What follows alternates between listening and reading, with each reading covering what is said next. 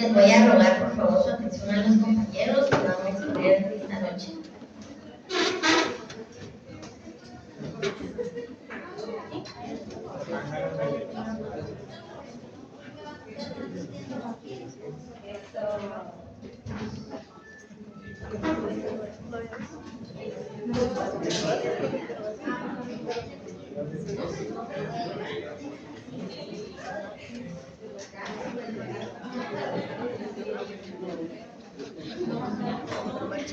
Buenas noches, compañeros.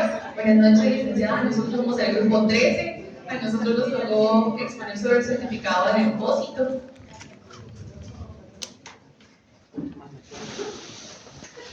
Buenas noches, compañeros. Buenas noches, licenciada. Mi nombre es Cintia Yute.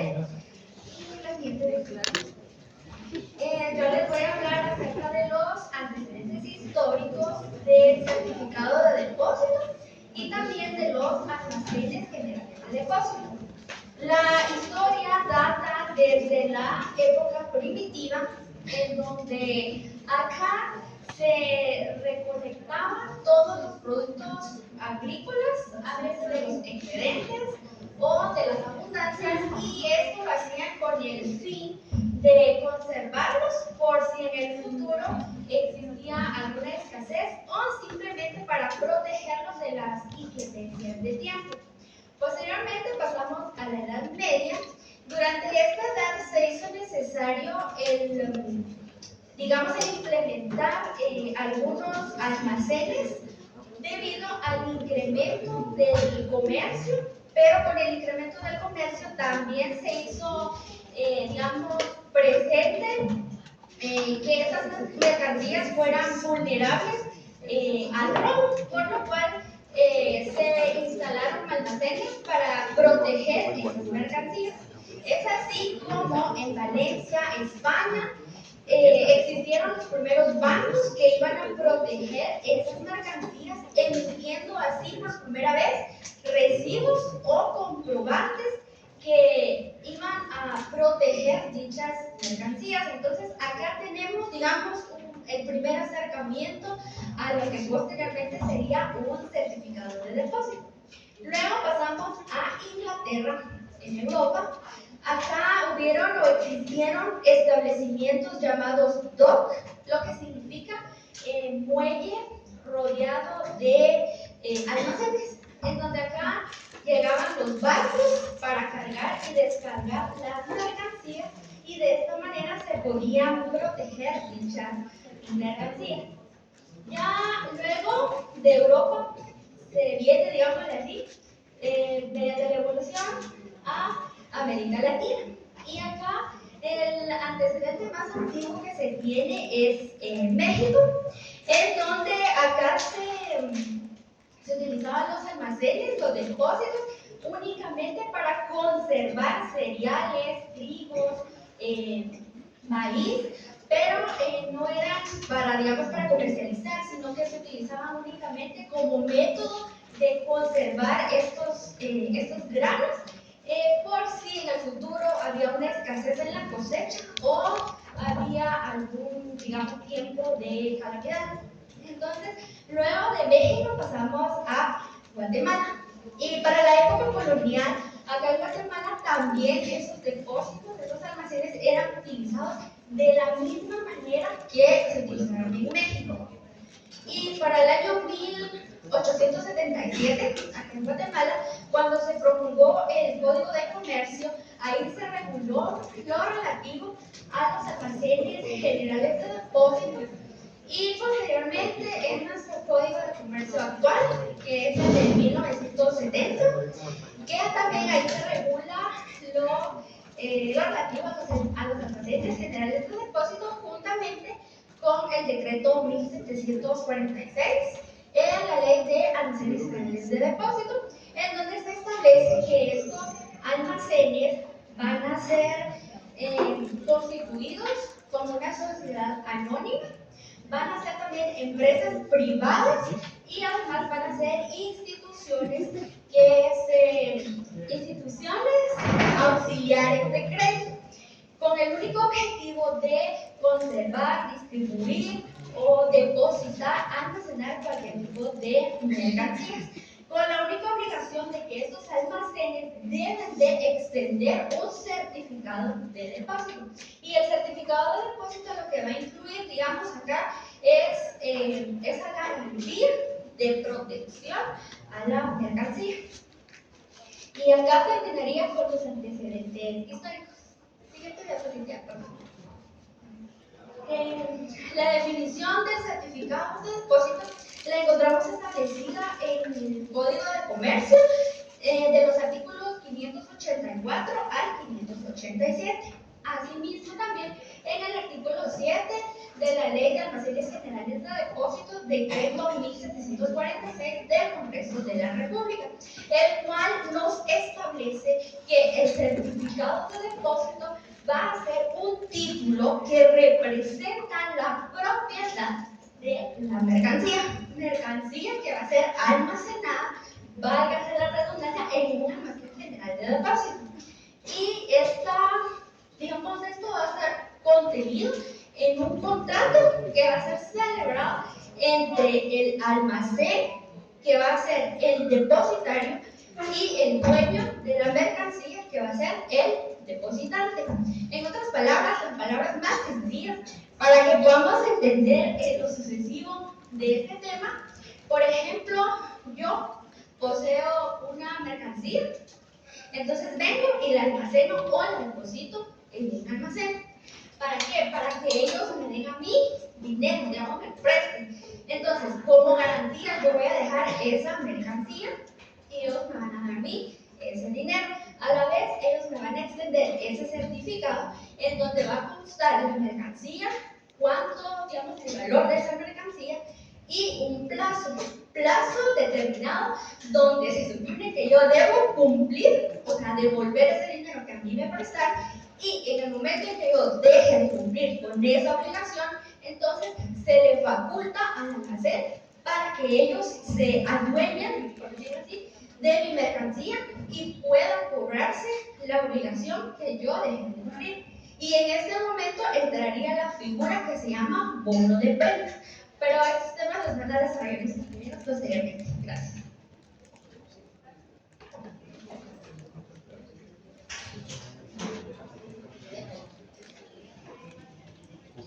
En naturaleza jurídica, son considerados como títulos representativos de mercadería que acreditan la propiedad de las mercancías o de los bienes depositados en el almacén general de depósito que los emite.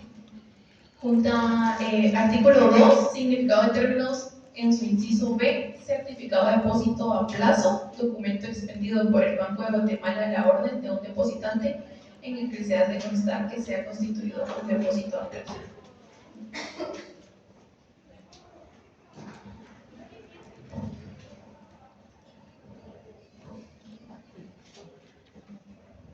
Buenas noches, compañeros, buenas noches, licenciada. Mi nombre es Cecia Lux y yo les vengo a hablar sobre las características del certificado de depósito. Estos certificados de depósito son títulos representativos de la propiedad de los productos o mercaderías que de estos se traten. También el certificado de depósito está contenido en un contrato celebrado entre los almacenes generales como depositario y los respectivos dueños como depositante. Se puede limitar la circulación a través de la cláusula no transferible. Los certificados de depósito son formalistas, ya que estos deben cumplir con los requisitos formales y los requisitos esenciales de que están establecidos en la ley. Estos formularios del certificado de depósito deben de ser debidamente autorizados sobre la Superintendencia de Bancos y deben ser emitidos nominativamente, ya que estos quedan a favor de los depositantes o de terceros de que queden designados. Los del certificado de depósito también pueden ser endosados, pero cumpliendo con la respectivo de su orden cronológico y poniendo todos los nombres que se le asignan. Son títulos ejecutivos, ya que no tienen necesidad de protesta ni otro tipo de diligencia para que estos sean cobrados y deben tener un plazo no mayor de un año.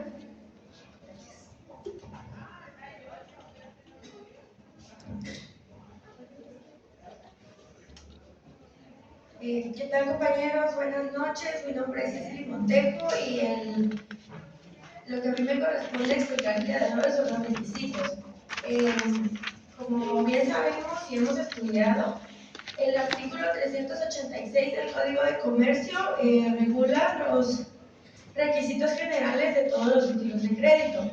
Está el nombre del título que se trate, la fecha y lugar de creación, los derechos del título que el título incorpora, el lugar y la fecha de cumplimiento o ejercicio de tales derechos.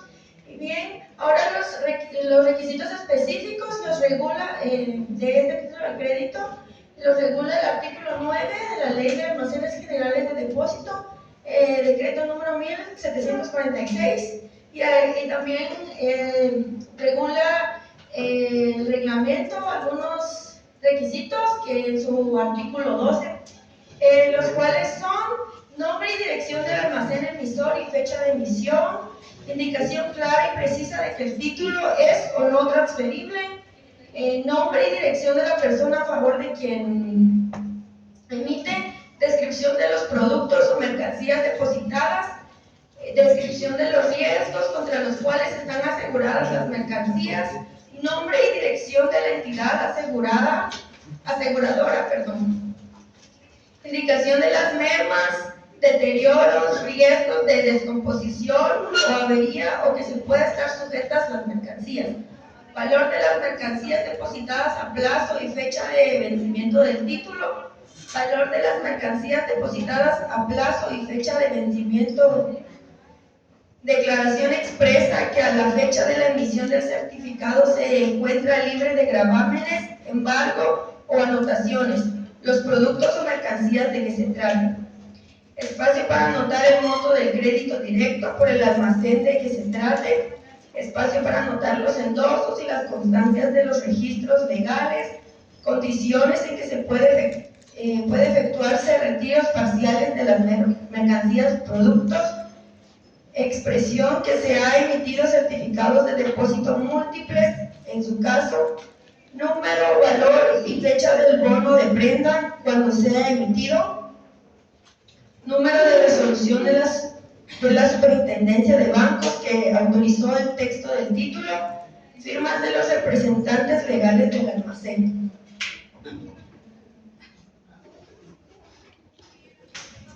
En este caso, aquí tenemos una imagen de del título de crédito y donde se ven los requisitos. Es un ejemplo. Acá tenemos el nombre del certificado de depósito, que es un requisito que está establecido en el artículo 386. Y no sé si luego se puede apreciar, pero también está el artículo, la fecha de cumplimiento, también que lo regula el artículo 386. Y eso es todo. Gracias.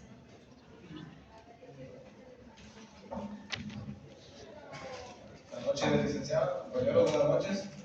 Hoy me tocó los elementos del certificado de depósito. En este caso tenemos los elementos personales. Acá tenemos al librador. En este caso, el librador es aquella persona que la facultad para emitir un título. En este caso, por tratarse de un certificado de depósito, es un certificado especial que corresponde a los almacenes generales de depósito, facultados por la ley para poder crear y emitir esta clase de certificado.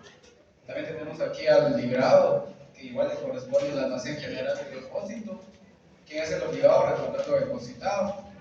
Tenemos aquí al tenedor o beneficiario, también es la persona individual o jurídica que tiene el derecho sobre la mercadería, misma que podrá reclamar el vencimiento del plazo, aunque cabe mencionar que este plazo no puede ser mayor de un año, siempre y cuando, siempre se puede ser prorrogado entre las partes, siempre y cuando haya acuerdo. También tenemos los elementos reales. Eso está constituido por la mercadería que representa el título y el precio pagado por el depósito de la mercadería. Básicamente es eso, y por último tenemos los requisitos formales. Los requisitos formales son aquellos que deben contener el certificado de depósito. Tal vez si licenciada se puede acudir a los requisitos, por favor. Gracias. esta diapositiva que te pueda acompañar.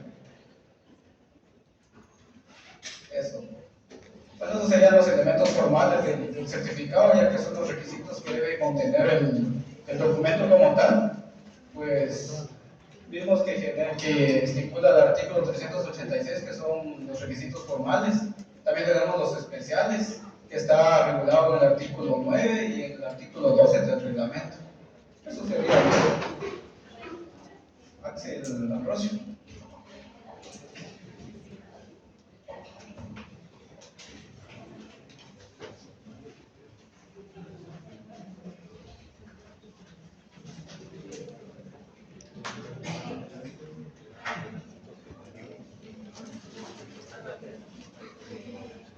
Bueno, con la creación únicamente le corresponde a los almacenes de depósito.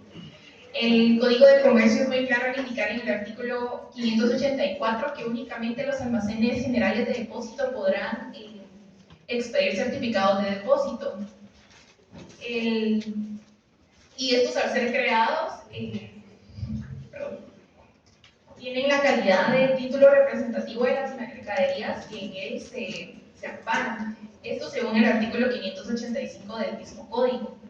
También el artículo 7º de la Ley de Almacenes Generales de Depósito indica en su tercer párrafo literalmente que pueden expedirse certificados de depósito con la cláusula de no transferibilidad. Bien, hay un momento en el que no pueden o no deben expedirse certificados de depósito. Esto está estipulado en el artículo 9, siempre de la Ley de Almacenes Generales de Depósito, que nos señala que para que puedan expedirse certificados de depósito es preciso que las mercancías o productos se hallen libres de todo gravamen o embargo judicial que haya sido previamente notificado al almacén emisor. ¿Y qué pasa si no se fue notificado previamente? Pues también nos indica que cuando tal gravamen o embargo no hubiera sido notificado antes de la expedición de los títulos, se debe tener como inexistente. Y por último, para la creación de los certificados de depósito se deben de llenar ciertas formalidades o requisitos que mis compañeros ya les expusieron, pero que la ley reglamentaria de los almacenes de depósitos también menciona en su artículo 15, de la literal A a la literal I, y menciona lo que será constar en el certificado de depósito.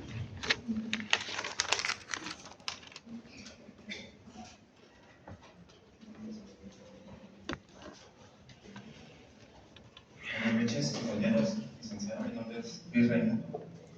Les voy a hablar un poco de la circulación en la cual en Guatemala la circulación de los certificados de depósito está regulado principalmente en la ley de bancos y grupos financieros y su reglamento correspondiente, así como por disposiciones emitidas por la Superintendencia de Bancos de Guatemala. Los certificados de depósito son instrumentos que representan un depósito a plazo fijo en una institución bancaria, pueden ser transferidos a terceros, de acuerdo con las disposiciones legales y los términos establecidos por la institución emisora.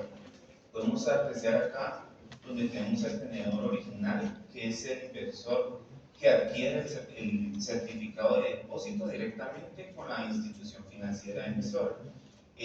Mercado secundario.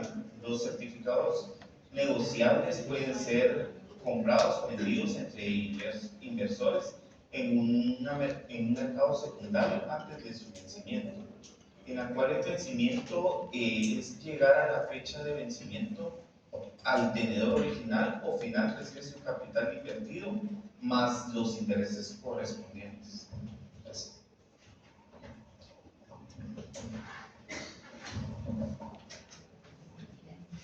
Buenas noches, compañeros, buenas noches, licenciada. Mi nombre es Adriana Vázquez y yo les voy a exponer en esta noche el ejercicio del derecho incorporado. El certificado de depósito puede librarse únicamente a cargo propio. ¿Esto por qué? Porque el creador es el almacén general de depósitos. Por lo tanto, como este es el creador, este mismo es el que debe ser encargado de entregar la mercadería al momento de que se cumpla la obligación del título de crédito. Como ya lo habían mencionado, este título representa la propiedad del objeto depositado. al momento de que se hace el contrato, si este contiene todos sus elementos esenciales que igual ya fueron mencionados, este deja constancia de su origen. Lo más importante de este y es cómo se ejecuta es que este instrumento nos permite a nosotros poder traficar con la mercadería sin la necesidad de que haya una movilización material o física de la mercadería. Basta únicamente el traslado o la transferencia mediante el endoso del título para que se pueda obtener o adquirir el derecho presentado o bien el dominio sobre la mercadería. Gracias.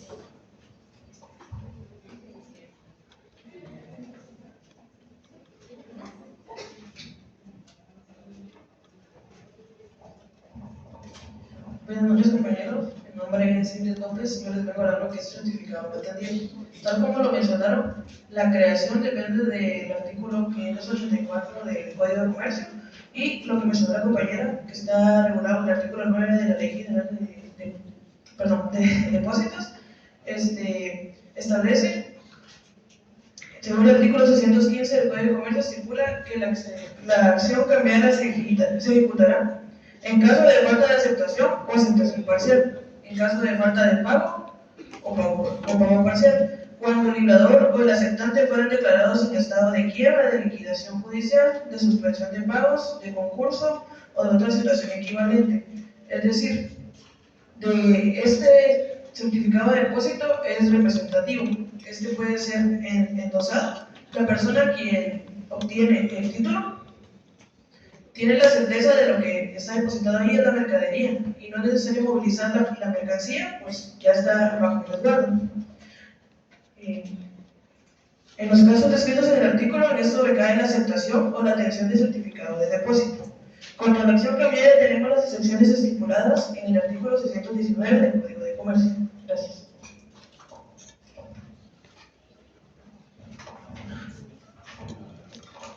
Yo les vengo a hablar sobre el certificado de depósito y su relación en el contrato de depósito mercantil.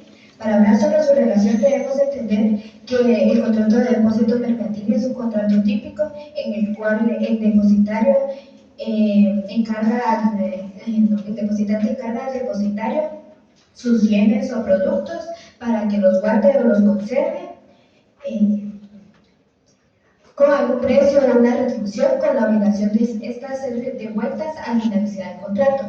En resumen, para entender cuál es su relación, es que habíamos hablado que en el artículo 7 habla sobre un contrato que está celebrado. Este es el contrato que se celebra antes, ya que el certificado de depósito se emite como evidencia del contrato de depósito mercantil, donde se encargará de todas las características de mercadería y en sus valores, su naturaleza, en todo lo que tenga que ver sobre el depósito en que se va a almacenar. Gracias.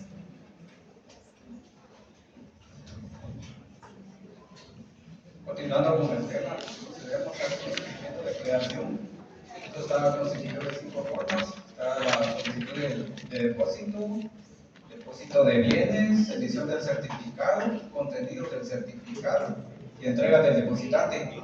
La solicitud de depósito del depositante es una persona que deposita los bienes, debe realizar una solicitud al almacén de depósito. Esto de acuerdo a los requisitos establecidos en la Ley General de Almacenes. Y la solicitud debe escribir claramente las mercancías o productos a depositar, indicando su estado, valor real y la ausencia de gravámenes. Tenemos el depósito de bienes. Una vez aceptada la solicitud, el depositante entrega los bienes muebles o mercaderías al almacén depositario. Emisión del certificado. El almacén, como depositario, emite el certificado de depósito cumpliendo con los requisitos legales y reglamentarios establecidos en el decreto 1746 y el reglamento correspondiente. Tenemos el contenido del certificado. El certificado debe contener información precisa sobre la propiedad y depósito de las mercancías o productos, así como cualquier cláusula especial acordada entre el depositante y el almacén, como la no transmisibilidad. Tenemos la entrega al depositante. Una vez emitido, el almacén entrega el certificado de depósito al depositante como prueba de la propiedad y depósito de los bienes. Esto es en esencia el procedimiento momento de la creación, que igual debe llevar los requisitos que establece el artículo 386 del Código de Comercio, el artículo también 9 y el 12 de su respectivo reglamento. Básicamente eso es todo. Gracias, licenciado.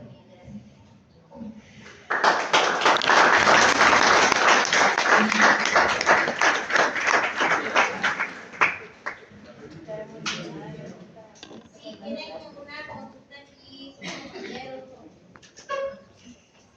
Pasaría con si una persona va a buscar un camión que está lleno de bananos y estos bananos se cubren allí en el establecimiento que es resguardado. Pasaría con eso. En este caso, lo que se hace, de hecho, cuando se realiza el depósito, uno de los requisitos que establece la ley es que la persona que va a depositar su mercadería, en este caso, debe anotar o decir qué riesgos puede producir la mercancía, en este caso por tratarse de fruta, por ejemplo. Esto puede, por ejemplo, irse con el tiempo. Entonces, en el documento, cuando se elabora el certificado, se debe inscribir se debe hacer esa anotación. Y en este caso ya queda avisado por el depositante, pues él sabe que su mercadería puede correr un riesgo de deterioro. Inclusive lo hace saber también en el almacén general de depósito. Es por eso que se crea este tipo de requisitos. Hay un seguro que lo... Sí, también hay un seguro. En este caso se corresponde a una afianzadora, creo que es, pero eso ya es un contrato por aparte. Pero igual siempre va dentro del certificado, se le hace saber a la ley de almacenes generales de depósitos, personas quienes emiten este título. Entonces se hace la anotación correspondiente y ellos, pues, en el caso de que esto sufra deterioro, entonces ellos son los que responden por eso.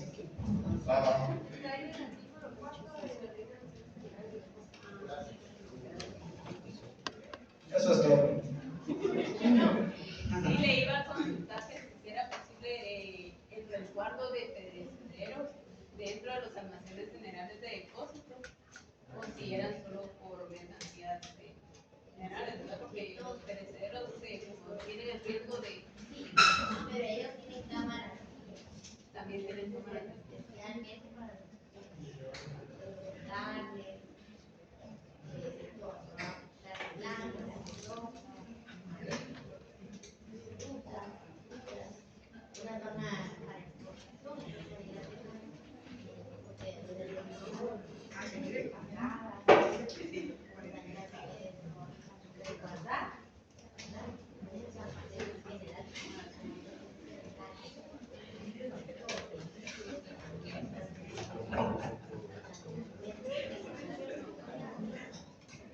¿cómo actúa ahí la afianzadora que mencionó con el compañero? ¿Cómo actúa en este caso? Porque ustedes, especialmente, yo están ofreciendo una cámara fría de este tamaño. Y por algún descuido, ellos no se dan cuenta que se detecta o se enfrian el grado que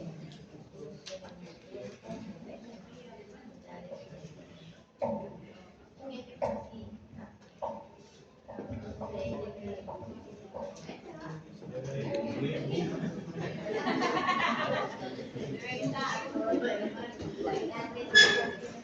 Muchas gracias.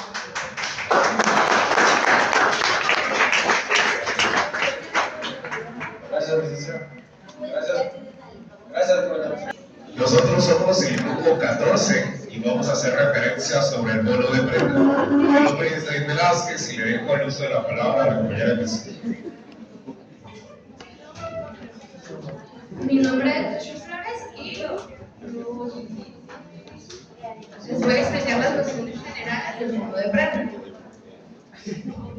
El bono de prenda... Joshua. David Velázquez.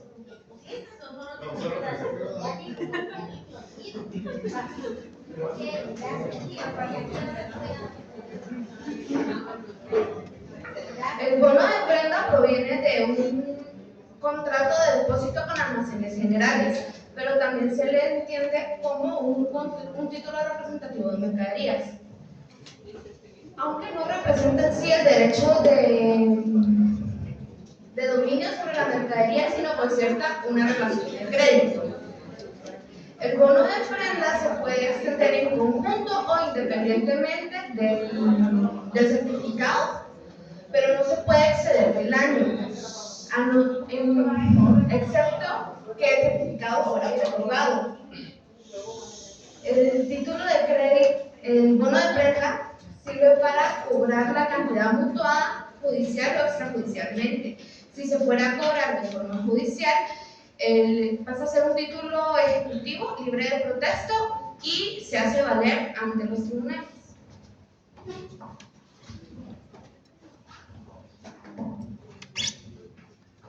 Buenas noches, compañeras. Buenas noches, licenciada.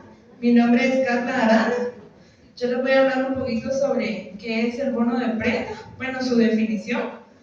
Estos son títulos de crédito que se exponen paralelamente a los certificados de depósito y permiten al encargado, en este caso al subtenedor, el acceso a financiamientos provenientes de instituciones de crédito. Estos se pueden entregar en calidad de respaldo del crédito por medio de su endoso en garantía. El bono de prenda también es un título de valor que representa mercancías que se constituyen en un escrito, el cual indica que existe un crédito prendario que recae sobre unas mercancías y se encuentra amparado al bono de depósito. Según la Ley de Almacenes Generales, en su artículo 8, nos menciona que los bonos de prenda representan el contrato de mutuo celebrado entre el dueño de las mercancías o productos y el prestamista, con la consiguiente garantía de los artículos depositados. Dichos bonos confieren por sí mismos los derechos y privilegios de un crédito prendario en los términos de la presente ley. El bono de prenda también se puede usar para evidenciar el establecimiento de un crédito prendario sobre los bienes o mercancías mencionados en la correspondiente ley. Buenas noches, compañeros. Mi nombre es Brenda Vázquez y les voy a explicar un poco acerca de la naturaleza jurídica. Para hablar de la naturaleza jurídica del bono de prenda, primero tenemos que comprender qué es naturaleza jurídica, ¿verdad? La naturaleza jurídica dice que es la matriz o la clasificación de cualquier concepto, de cualquier objeto, de cualquier cosa de la que estemos hablando, en qué es que se va a clasificar ese objeto, ¿verdad? Eso se define como naturaleza jurídica. Y el bono de prenda se ha clasificado como un crédito prendario o bien un contrato de préstamo con garantía de mercancías o productos. ¿Qué nos dice esto? De que es un contrato entre prestamista y el dueño de las mercancías o productos, ¿verdad? Y se ha catalogado como un título de crédito porque permite al tenedor el movimiento o la circulación de este mismo, ¿verdad? También podemos ver algunas características del bono de prenda. Por ejemplo, que el bono de prenda y el certificado de depósito se crean con el objeto de que el depositante pueda colocar o vender una mercancía que se encuentra en un almacén sin necesidad de retirarla. También representan un contrato de mutuo acuerdo entre el dueño de las mercancías y el prestamista con la garantía de los artículos depositados. Este también se puede utilizar para realizar operaciones de compraventa. También para su cobro deberá presentarse ante el almacén correspondiente. Podemos ver que también el bono de prenda viene siendo un título adjunto porque este se emite tomando como base el certificado de depósito. Negociar el bono de prenda también representa cómo podemos solicitar un préstamo, entregando el bono de prenda como garantía del mismo. Y este es un título nominativo, quiere decir que se puede endosar y se inscribe en el registro de bonos de prenda del almacén correspondiente. Buenas noches, compañeros. Buenas noches, licenciada. Mi nombre es Evelyn Hernández y les voy a hablar sobre los requisitos del bono de prenda que lo encontramos en el artículo 9 de la Ley de Almacenes Generales de Depósito. Los requisitos del bono de prenda tienen que incluir el nombre completo y el domicilio del depositante, la identificación precisa de las mercancías o productos, la fecha de vencimiento del bono de prenda, Nombre del almacén emisor. Se debe emitir nominativamente a favor del depositante o de un tercero designado y pueden ser desglosados conjuntos o separadamente. Gracias. Buenas noches, compañeros. Buenas noches, licenciada. Mi nombre es Alba Hernández. El bono de prenda tiene elementos personales, los cuales son el emisor, el librado o girado, el tenedor o beneficiario. El emisor nos indica que será el almacén general de depósito en el cual se encuentra depositada la mercancía dada en garantía. El librado o girado es la persona que deposita la mercancía sobre la cual se constituye el gravamen prestario y que garantizará la obligación mutuada. El tenedor o beneficiario es la persona individual o jurídica que concede el préstamo que será garantizado por medio del bono de prenda. Gracias. Buenas noches, licenciada. Buenas noches, compañeros. Me corresponde hablar acerca de la creación del bono de prendas. Mi nombre es Erika. La creación de los bonos de prenda, ya que los bonos de prenda son documentos que lo crean entidades financieras supervisadas debidamente por la Superintendencia de Bancos. Estos documentos son herramientas útiles para obtener préstamos de forma rápida y sencilla. Estas siempre vienen siendo respaldadas por la propiedad del bien empeñado. Esto para garantizar el pago del préstamo obtenido. También para que puedan expandirse los certificados de depósitos y bonos de prenda es preciso que las mercancías o productos se hallen libres de todo gravamen o embargo judicial que haya sido previamente notificado al almacén emisor. Gracias.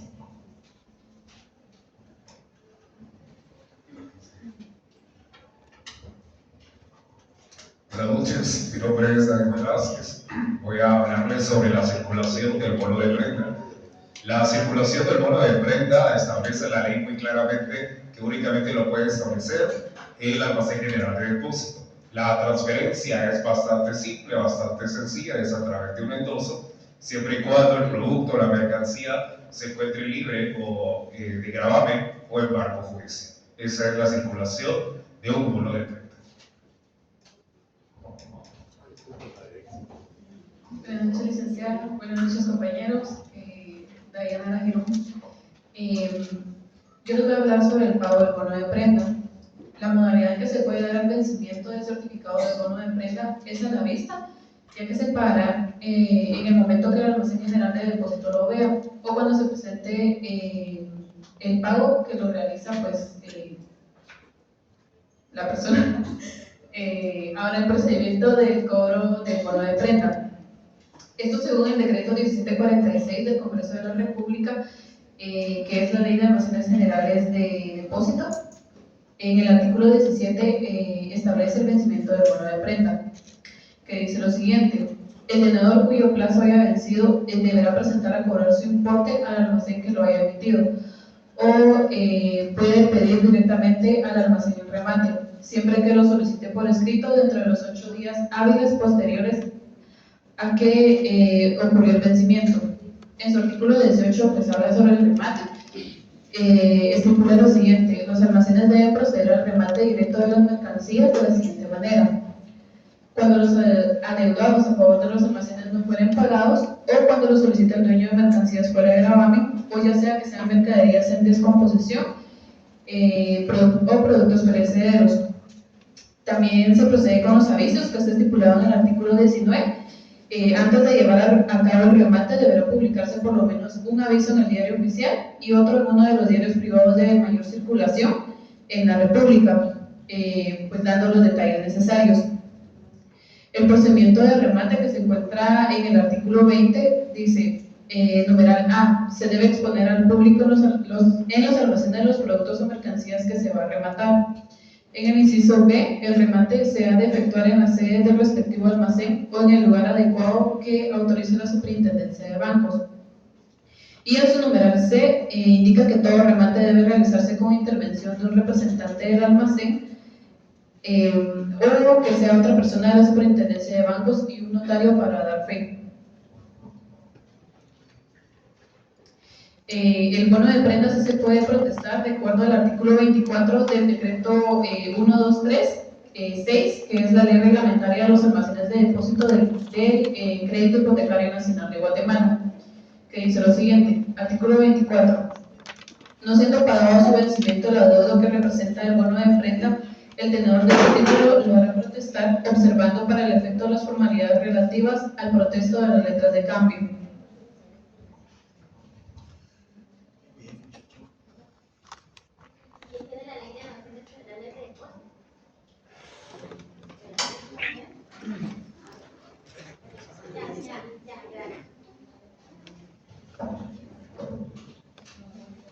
Buenas noches, compañeros. Buenas noches, licenciada. Mi nombre es Dana Chupicho, que les voy a hablar sobre el bono de prenda no atendido. Como bien mencionaba mi compañera, ella mencionó el procedimiento de cobro. Y en el caso de que no se lleve a cabo, ¿verdad?, o no se entregue la mercadería, debemos considerar los siguientes pasos. Primero tenemos que consultar en qué momento se puede, cuál es el procedimiento al momento del retiro. En el artículo 12 podemos ver que el retiro del depósito se debe realizar en el momento en el que el dueño de la mercadería lo desee, ¿verdad? ¿Cómo se hace esto? Ya lo mencionaron, que es a la vista. Entonces el que tiene el título, el tenedor del título, entrega el título y se le debe ser entregado la mercadería. Si no existe ninguna de las excepciones que establece la misma ley. Entonces, tenemos que el vencimiento del bono de prenda va agregado al certificado de depósito, por lo tanto también tiene la validez de 1 año y no debe exceder de este plazo, ¿verdad? Luego tenemos el procedimiento de remate. Si no está, digamos que el bono de prenda fue entregado como garantía para un préstamo, se debe, si no se puede cubrir la deuda, se debe llevar a remate, el proceso que explicó mi compañera anterior. Y tenemos también que la ley establece, la ley de almacenes generales de depósito, en el artículo 11 establece que los títulos, o sea, los bonos de prenda como títulos de crédito son títulos ejecutivos como tales, no necesitan protesto. Entonces, en el momento inmediato que no sea pagado, o sea, que no sea devuelta la mercadería o no sea pagada la deuda que el dueño original haya adquirido a través de este bono de prenda, se debe ejecutar, y la ejecución la encontramos en el artículo 107 de la Ley de Bancos y Grupos Financieros. Y ahí encontramos los pasos que también los vamos a trabajar supletoriamente con la ley con el Código Civil, que ahí están los procedimientos ejecutivos. Y si, por ejemplo, el almacén se declara en quiebra, establece el artículo 23 de la Ley de Almacenes Generales de Depósito que los endostatarios no están obligados a pagar esta deuda. Sabemos que este título por la prenda se transmite por medio del endoso, pero no están obligados, digamos que principalmente, a pagar la deuda hasta que no se realice el remate. Si en el remate no alcanza el dinero para poder pagar la deuda, lastimosamente, solidariamente, los endosatarios están obligados a cubrir el monto de la deuda adquirida por el prenda. Es importante que tengamos como fundamentos legales para poder consultar este procedimiento la Ley de Almacenes Generales de Depósito y su reglamento, así como la Ley de Bancos y Grupos Financieros. Muchas gracias.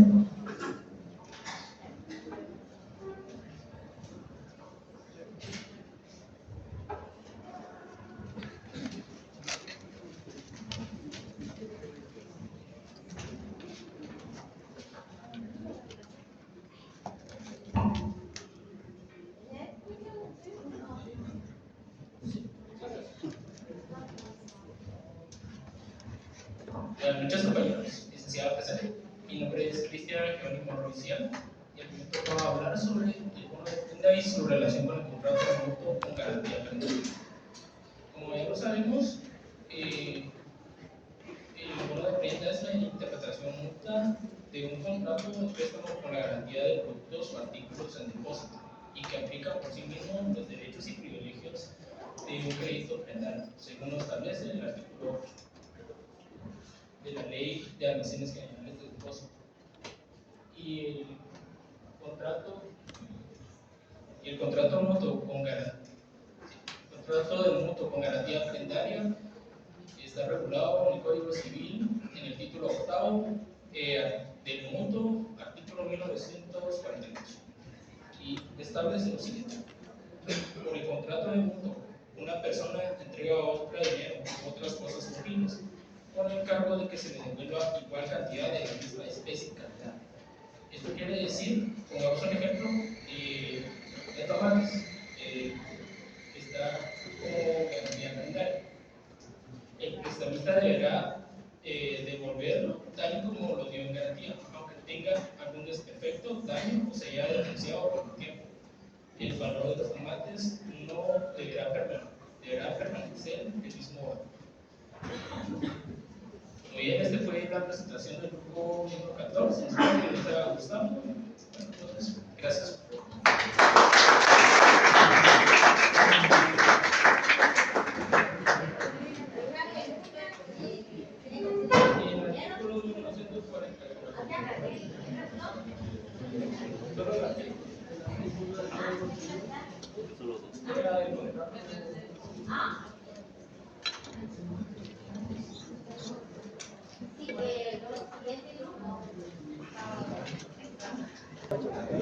Buenas noches, licenciado. Mi nombre es Adri Montenegro. Buenas noches, compañeros. Somos el grupo número 15 y les vamos a hablar acerca de la carta de porte. Esta la encontramos en el Código de Comercio, su artículo 808, que indica que el portador deberá expedir un comprobante de haber recibido la carga que entregará al cargador, o si esto lo exige, una carta de porte y conocimiento de embarque. Hay que tener en cuenta que la carta de porte y el conocimiento de embarque cumplen con la misma función, pero tienen una diferencia y esta la encontramos en el artículo 588 siempre del Código de Comercio. En su segunda parte indica que el conocimiento de embarque ampara mercaderías que son transportadas por vía marítima. En cambio, la carta de porte ampara mercaderías que son transportadas por vía aérea o terrestre. Por ejemplo, yo soy comerciante, tengo criaderos de mojarra, celebro contrato con Don Chan, que es un comerciante de China. Entonces, como mis mercancías son caras, pues debo de mandarlas lo más rápido posible. Y el medio más rápido sería por medio de avión. Entonces me ubico con FedEx, no sé si lo han escuchado, pero ellos son un ente que se encargan de exportación e importación. Por lo que celebro un contrato con ellos para que me manden las mojarras a China. Y aquí es donde entran los elementos personales de la carta de porte. Yo me denomino cargador, que es la persona que entrega la mercadería y también es el que ordena el transporte de la misma. Don Chan, o sea, el otro comerciante, sería el destinatario o consignatario, que es la persona que recibe la mercadería consignada en el título. Y el tercero, el piloto, el que me brinde FedEx, es el porteador o el fletante, que es la persona que asume la responsabilidad de transportar esa mercadería. Y en simples palabras podemos decir que la carta de porte es una hoja donde se van a consignar datos míos, del cargador, del destinatario y también del transportador, de la mercadería. Va a indicar qué es, la cantidad y el destino donde se va a ir.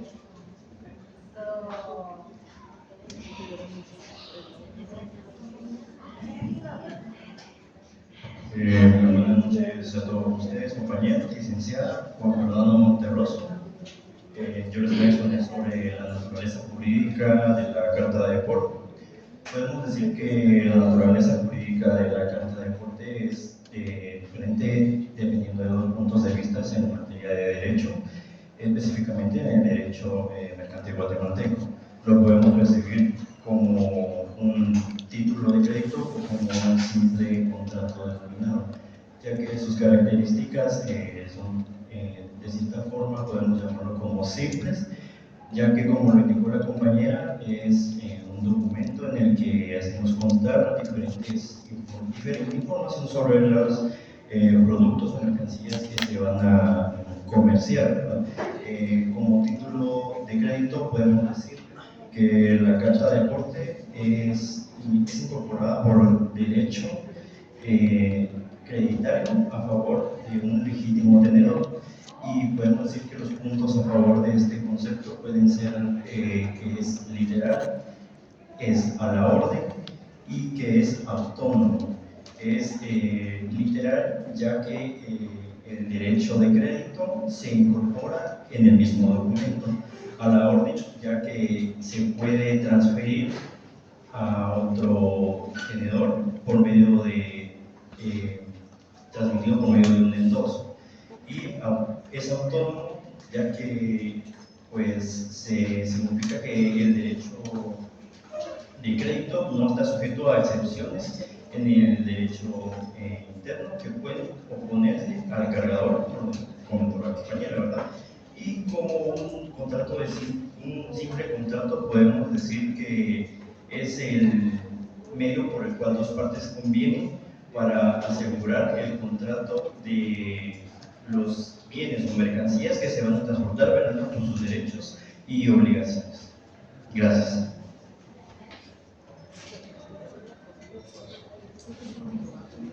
Las características de la Carta de Deporte. Obligatoriedad. Es un documento obligatorio para el transporte terrestre de mercancías en Guatemala. Información detallada. Debe contener información detallada sobre el remitente, el destinatario, la descripción de la mercancía, la cantidad, el valor, el origen y el destino de la carga. Responsabilidad contractual. Sirve como un contrato entre el remitente, el transporte y el destinatario para establecer los contratos para el transporte terrestre. Luego está la responsabilidad con el control aduanero. Es utilizada por las autoridades para verificar la legalidad de las mercancías en tránsito, así como para certificar el control de inventario y la recaudación de impuestos y aranceles. Número único de seguimiento. Suele estar asociada a un número único de seguimiento que permite rastrear el progreso del envío a lo largo de su ruta. Firma y sellado. La carta debe de estar firmada y sellada tanto por el remitente como el transportista, así como el destinatario al momento de la entrega, y estas firmas y sellos certifican las mercancías que han sido entregadas de acuerdo a las condiciones acordadas en el contrato.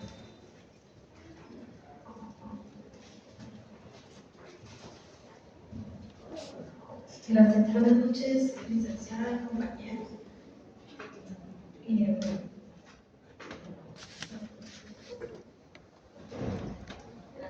Gracias, realmente. Como ya mencionaron mis compañeros anteriormente, los requisitos establecidos generales del 386 que llevan todos los títulos de crédito, conlleva también ese título de la Carta de Deporte y el título de conocimiento. También podemos verlo en el 589 del Código de Comercio, que indica los nombres y el domicilio de cada elemento personal que mencionó la compañera, que es el cargador, el transportista, portador o fletante. Esos son los nombres que menciona como sinónimo transportista. El consignatario o destinatario. También lleva el número de orden del título, la descripción de mercancías y nos indica las generalidades que debe llevar cada transportista, con la diferencia que mencionó la compañera, que sea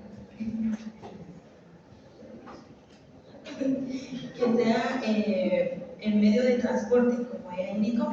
La Carta de Deporte lo lleva a través de la vía terrestre y aérea, y marítima se llama conocimiento de embarque. ¿Cuál es su nombre? Buenas noches, compañeros. Mi nombre es Jocelyn Monterroso. Yo les voy a hablar acerca de la circulación. En este caso, nuestro Código de Comercio indica que en la Carta de Deporte se puede circular de dos formas. La primera sería a la orden, que lo regula el artículo 418, y son creados a favor de una determinada persona. Se presume a la orden y se transmite mediante endoso y entrega del título al portador, según el artículo 436, y son aquellos que no están emitidos a favor de ninguna persona. Aunque no contengan la cláusula del portador, se transmiten por la simple tradición.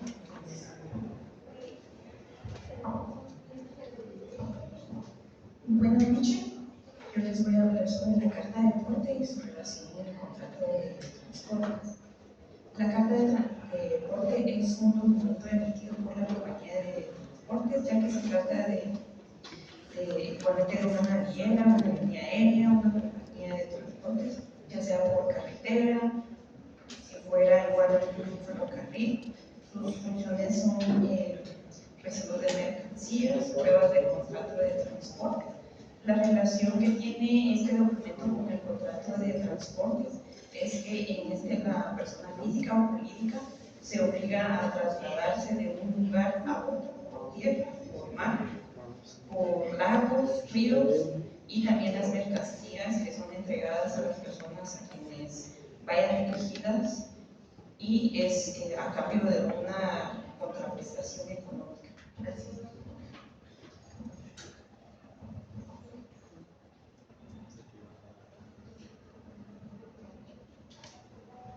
Entonces, esta fue nuestra exposición.